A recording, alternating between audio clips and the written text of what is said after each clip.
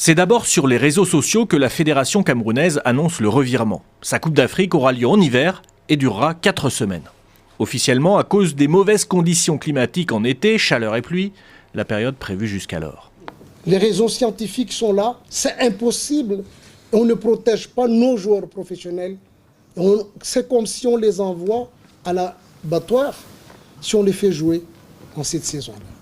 Ce n'est pas l'idéal, mais c'est ce qui est mieux à faire.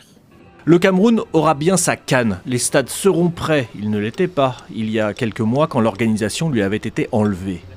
Aucune inquiétude cette fois, rassure la fédération, mais au Cameroun, les doutes sont toujours là.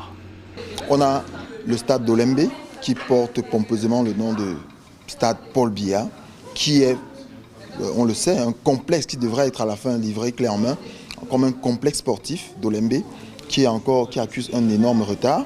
Et les ingénieurs vous le disent, et je ne pense pas que nous pourrions organiser la compétition. Un élément peut expliquer pourquoi le calendrier a été modifié. La FIFA organisera sa Coupe du Monde des clubs en été 2021.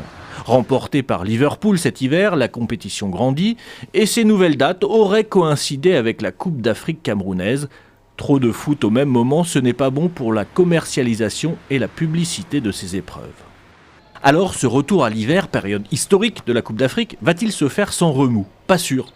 Les clubs, notamment européens, devraient être mécontents. Ils n'aiment pas du tout que leurs internationaux, leurs employés, les quittent pendant 1 mois, en pleine saison.